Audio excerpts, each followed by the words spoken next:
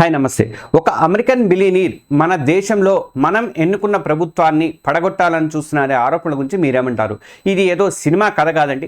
George Soros అనే వ్యక్తిపై ఆయన ఫౌండేషన్ మీద వస్తున్నటువంటి ఆరోపణలు ఇవి. ఎన్జిఓల పేరుతో సేవా కార్యక్రమాల ముసుగులో దేశ సార్వభౌమాధికారం మీదే దాడి జరుగుతోందని కొందరు తీవ్రమైనటువంటి ఆరోపణలు చేస్తున్నారు.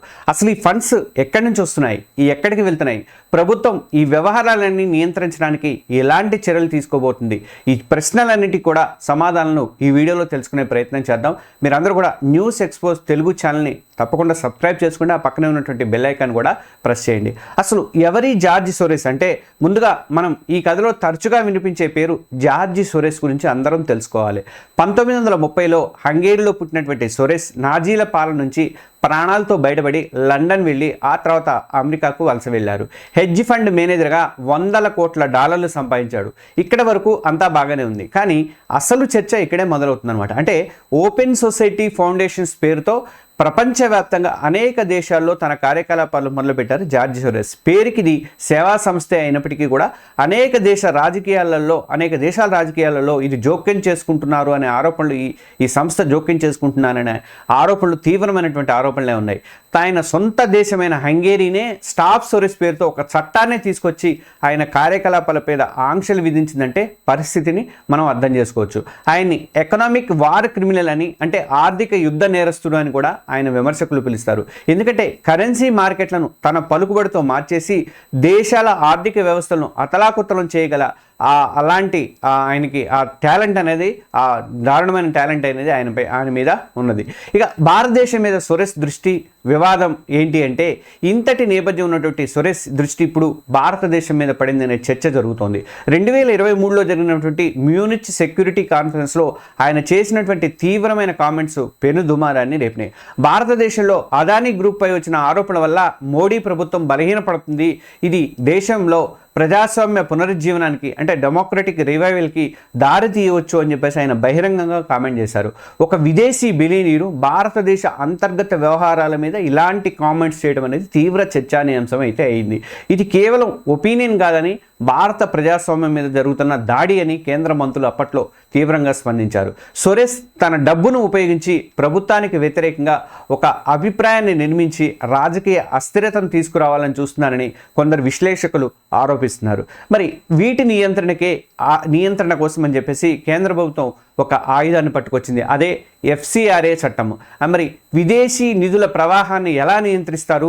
దీనికి ప్రభుత్వం వాడుతున్నటువంటి ప్రధాన ఆయుధం ఏంటి అంటే ఫారెన్ కంట్రిబ్యూషన్ రెగ్యులేషన్ యాక్ట్, అంటే FCRA. విదేశాల నుంచి భారతదేశంలోకి సంస్థలకు కానీ ముఖ్యంగా NGOలకి ఈ వచ్చేటువంటి నిధులను నియంత్రించడానికి 1976లో ఈ చట్టాన్ని తీసుకొచ్చారండి.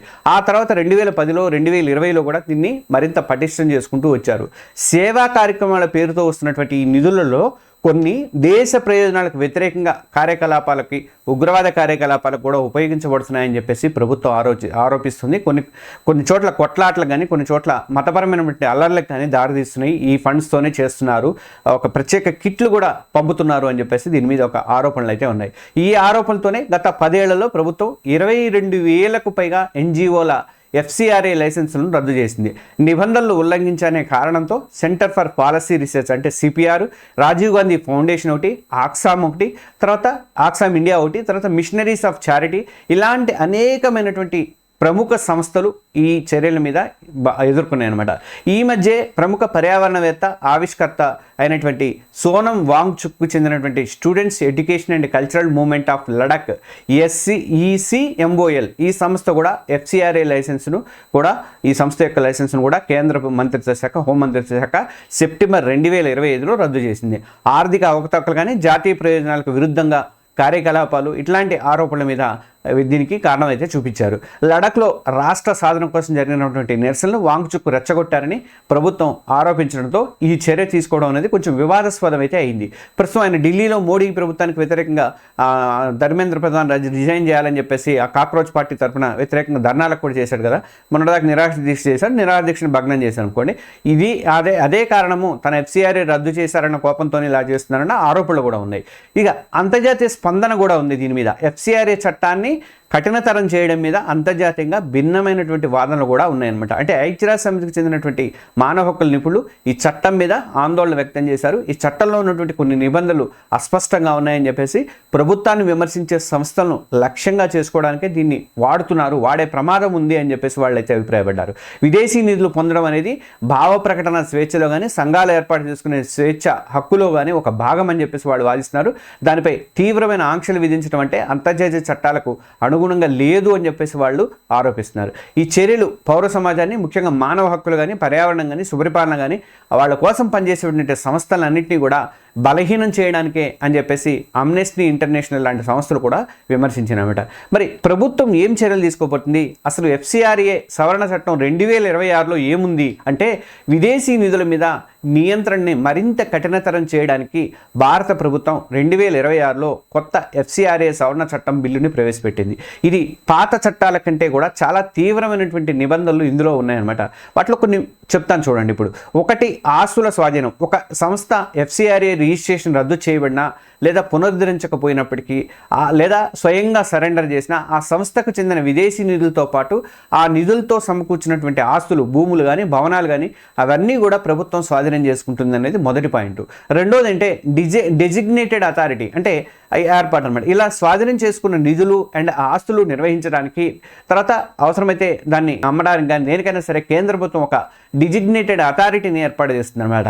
ఇక మూడోది ఏంటంటే న్యాయ సమీక్ష లేకుండా చర్యలు అనమాట. ఈ ఆస్తుల బదిలీ అనేది ముందస్తు న్యాయపరమైన జోక్యం లేకుండా ఒక పరిపాలనా ప్రక్రియ ద్వారానే జరిగిపోవచ్చు. ఇది తీవ్రమైన ఆందోళనకు దారితీస్తుంది. ఇక నాలుగోది ఏంటంటే కనీస వ్యయ పరిమితి. జూన్ 2026లో తీసుకొచ్చినటువంటి కొత్త నిబంధనల ప్రకారం, FCRA నిబంధనల ప్రకారము సంస్థలు తమ లైసెన్స్ను పునరుద్ధరించుకోవాలంటే 2 ఏళ్లలో కనీసం 10 లక్షల రూపాయల విదేశీ నిధులను తమ కార్యకలాపాలకు ఖర్చు చేసి ఉండాలి. అంటే దానివల్ల ఏమవుతుందంటే చిన్న స్థాయిలో ఉన్నటువంటి NGOలకు దెబ్బతీస్తుందనే విమర్శలు కూడా వచ్చినాయి అనమాట. ఈ చర్యలు దేశ భద్రతను కానీ పారదర్శకతను పెంచడం కోసమే అని చెప్పేసి ప్రభుత్వం చెప్తోంది. ఇవి NGOలను పూర్తిగా నిర్వీర్యం చేసే ప్రమాదం ఉందని చెప్పేసి విమర్శకులు అయితే ఆందోళన చెందుతున్నారు. ఇక రాజకీయ దుమారం ఏంటి, భిన్నాభిప్రాయాలు ఏంటి అంటే, అయితే ప్రభుత్వ చర్యను ప్రతిపక్షాలు కానీ కొన్ని పౌర సమాజ సంస్థలు తీవ్రంగా వ్యతిరేకిస్తున్నాయి. కాంగ్రెస్ కానీ, తృణమూల్ కాంగ్రెస్ కానీ, వామపక్షాలు కానీ ఏమంటే అంటే ఈ చట్టాన్ని డ్రాకోనియన్ అంటే అత్యంత కఠినమైన చట్టంగా వాళ్ళు అభివర్ణిస్తున్నారు. ఈ చట్టం ద్వారా కేంద్ర ప్రభుత్వం తమకు నచ్చని NGOలను, తమను విమర్శించే సంస్థలను వాళ్ళ లక్ష్యంగా చేసుకుంటుందని చెప్పేసి వాళ్ళు అయితే ఆరోపిస్తున్నారు. ఇది రాజ్యాంగం ప్రసాదించినటువంటి ప్రాథమిక హక్కులను ఉల్లంఘిస్తుందని, ప్రభుత్వానికి అపరిమితమైన అధికారాలను కట్టబెడుతుందని చెప్పేసి కాంగ్రెస్ నేతలు వాదిస్తున్నారు. ఫ్రెండ్స్, ఈరోజు మనం చూసింది ఒక సాధారణ వివాదం కానే కాదు. ఒకవైపు విదేశీ శక్తులు మన దేశ అంతర్గత వ్యవహారాల్లో జోక్యం చేసుకోవాలని చూస్తున్నారనే ఆరోపణలు ఉన్నాయి. మరోవైపు జాతీయ భద్రత పేరుతో ప్రభుత్వం తీసుకొచ్చినటువంటి కఠిన చట్టాలు పౌర సమాజ స్వేచ్ఛను అణచివేస్తున్నాయనే ఆందోళనలు ఉన్నాయి. ఈ మొత్తం వ్యవహారం మీద మీ అభిప్రాయం ఏంటి? విదేశీ నిధులపై ప్రభుత్వ నియంత్రణ అవసరము అని చెప్పి మీరు అనుకుంటున్నారా? జార్జి సోరెస్ లాంటి వాళ్ళ మీద వస్తున్నటువంటి ఆరోపణలు నిజం ఉందా, లేక ఇది రాజకీయ కక్ష సాధింపా? ఈ చట్టాలు నిజంగా దేశ భద్రతకు అవసరమా, లేక ప్రభుత్వాన్ని ప్రశ్నించే గొంతులను నొక్కే ప్రయత్నమా? మీ అమూల్యమైనటువంటి అభిప్రాయాలను కింద కామెంట్స్లో తెలియజేయండి. ఇలాంటి మరిన్ని లోతైన డెప్త్ విశ్లేషణ కోసం అని చెప్పేసి మన న్యూస్ ఎక్స్పోజ్ తెలుగు ఛానల్ని సబ్స్క్రైబ్ చేసుకోండి ప్రతి ఒక్కరు కూడా. జై హింద్.